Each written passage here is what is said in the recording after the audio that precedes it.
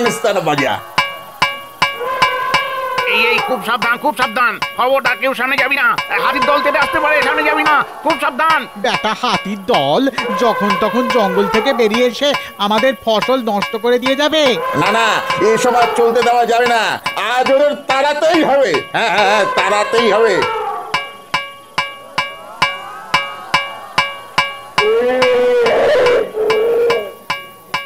এই পালাচ্ছে পালাচ্ছে পালাচ্ছে, উড়লে হাতির দল জঙ্গলের ভেতর পালাচ্ছে পালাচ্ছে, কি মজা পালাচ্ছে।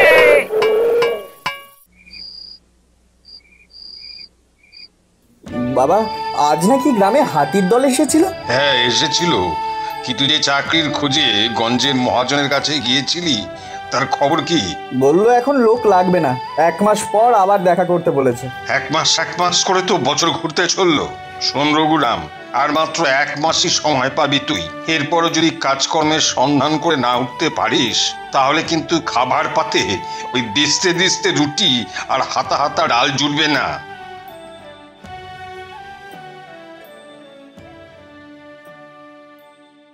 বাবা, বাবা আমার উপর খুব বিরক্ত হয়েছে, তাই না মা?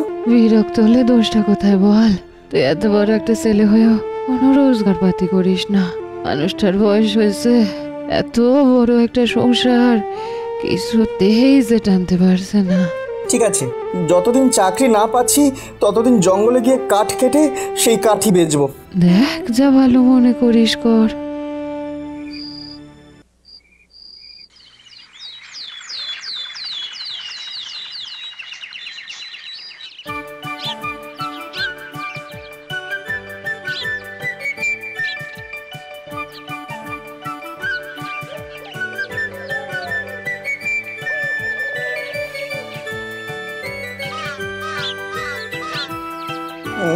কোন গাছের ডালটা কাটা যায়, কোনটা?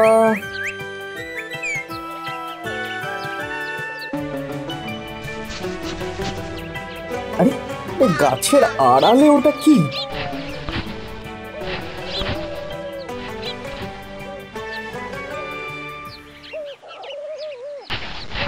এখানে এ একা কেন? বুঝতে পেরেছি, কাল হয়তো হাতির দলের সঙ্গে এটাও গভীর জঙ্গল থেকে বেরিয়ে এসেছিল, আর মানুষের তাড়া খেয়ে দলের সবাই পালিয়ে গেলেও এটা পালাতে পারেনি। আরে বাবা মাকে হারিয়ে বেচারা কেমন চুপ করে আছে। আহ আহ আহ আহ আহ বাবা আহ।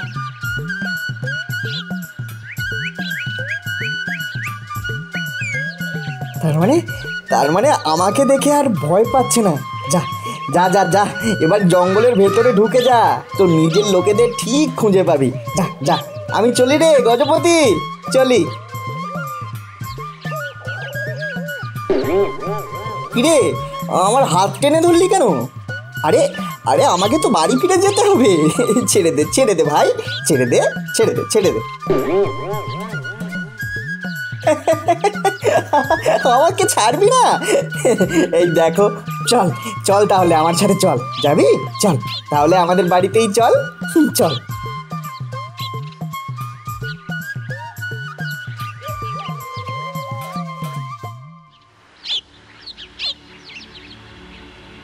কাল খাওয়ার সময় ছেলেটাকে অমন করার কথা না শোনালেই তো পারতে।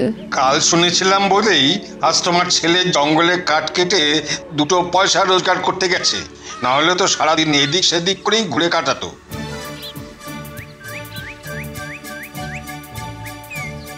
মা, ও মা, ও মা, দেখে যাও কি এনেছি, দেখে যাও। আবার কি আনলো রঘু? হ্যাঁ হ্যাঁ, এটা কি রে? হ্যাঁ, হাতি গো, হাতি। তবে তবে বাচ্চা। হ্যাঁ, কোথায় কোথায় পেলে এটা? জঙ্গলে, মনে হয় ওর মাকে হারিয়ে ফেলেছে। জানো জানো মা, আমাকে দেখে না ওর খুব ভালো লেগে গেছে, ছাড়তেই চাইছিল না আমায়, তাই সঙ্গে করে নিয়ে এলাম। আমার বেকার ছেলে হাতি পুষবেন, শখ কত? বলি হাতির খোরাক কত জানিস? হ্যাঁ, জোগাবে কে? আমি জোগাবো বাবা, তো রোজ জঙ্গল থেকে ওর জন্য গাছ পাতা কলা গাছ এসব নিয়ে আসবো। দোহাই বাবা, দোহাই বাবা, একে তাড়িয়ে দিতে বলো না। বাবা মাকে হারিয়ে বেচারা খুব দুঃখে আছে গো। দেখো না, দেখো ওর চোখ দিয়ে জল পড়ছে, দেখো। যা ভালো বুঝিস কর, চল গজু, চল চল। বুঝলি গজু, আজ থেকে এখানেই থাকবি তুই। কাল বাঁশ কঞ্চি আর খড় জোগাড় করে তোর মাথার উপরে একটা ছাদ বানিয়ে দেবো, কেমন? এখন গাছের এইসব কচি পাতা খা, পরে কলা গাছ এনে দেবো। লক্ষ্মী ছেলে।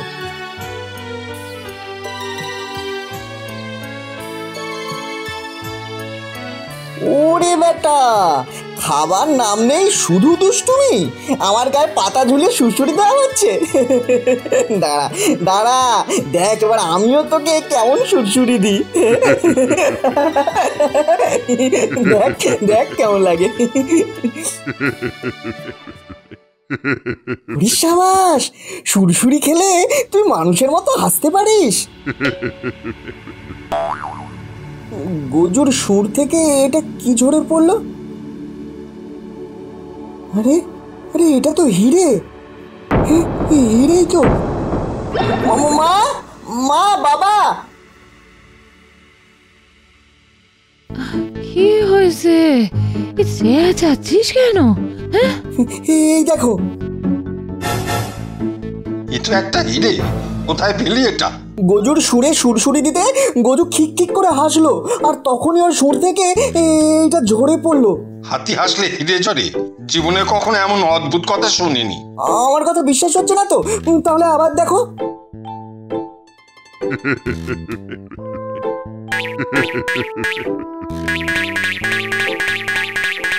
দেখো দেখো দেখো, কত হিরে! দেখো কত হিরে পড়ছে। বাবা, মা, দেখো।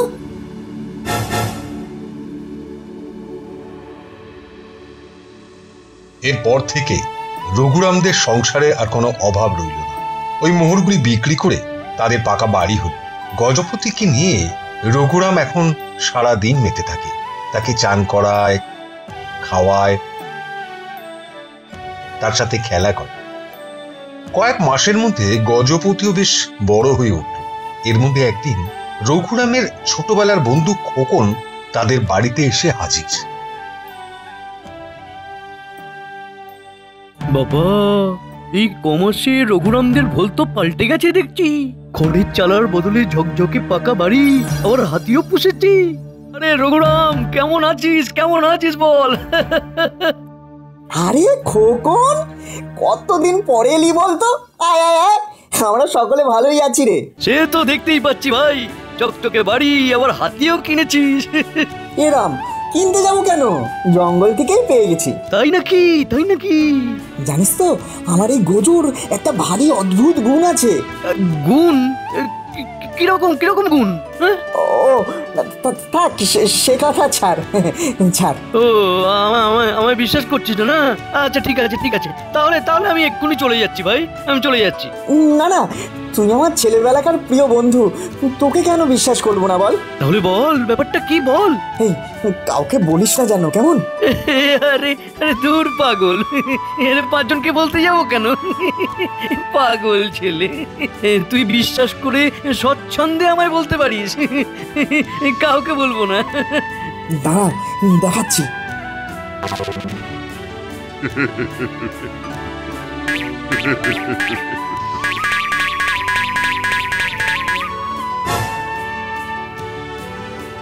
আরে এ তো হিরে।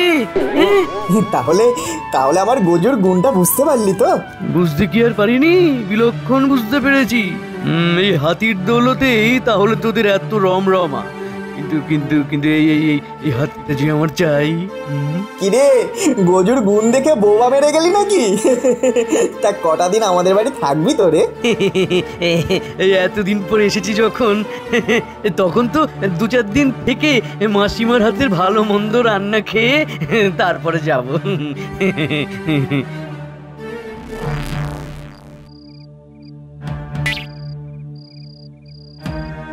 ঘুমিয়ে পড়েছে। হ্যাঁ, এই সুযোগে গজপতিকে নিয়ে পালাতে হবে। তারপর আমি হব অনেক অনেক অনেক টাকার মালিক।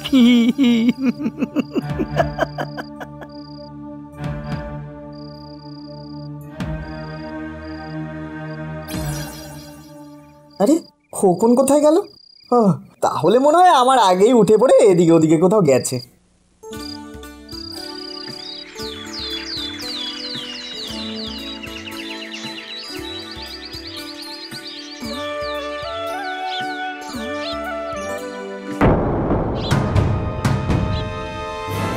এ কি, গজু কোথায়?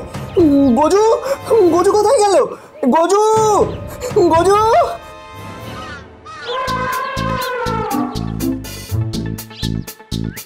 আরে এই হতভাগা হাতি, সুরসুরি দিতে দিতে তো আমার হাতে ব্যথা হয়ে গেল। হাস হাস হাস বলছি, হাস, আর হাসির সাথে সাথে তোর সুর থেকে হিরে ঝরে ঝরে পড়ুক। হাস হাস বলছি। শয়তান হাতি, তুই তাহলে আমাকে হিরে দিবি না? দাঁড়া দাঁড়া, দেখ দেখ তাহলে তোর কি অবস্থা করি, দেখ একবার।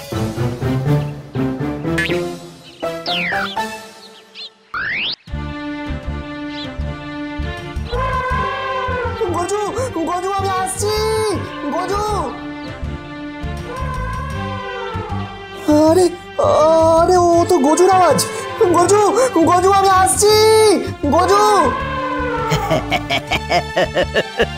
যত পারিস চেঁচিয়ে নে, চেঁচিয়ে নে, তোকে বাঁচাতে এখানে কেউ আসবে না, কেউ না। ভাই হিরে দে আর তাহলে মার খা।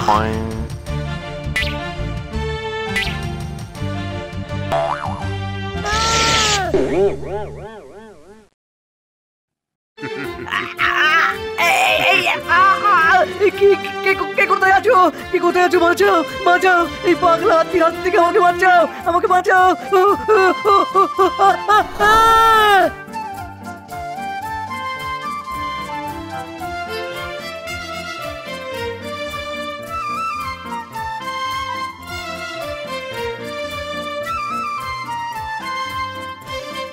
যা যা, এবার মায়ের কাছে ফিরে যা। যা বাবা, যা যা গজু, মায়ের কাছে ফিরে যা, ফিরে যা, তুই মায়ের কাছে ফিরে যা।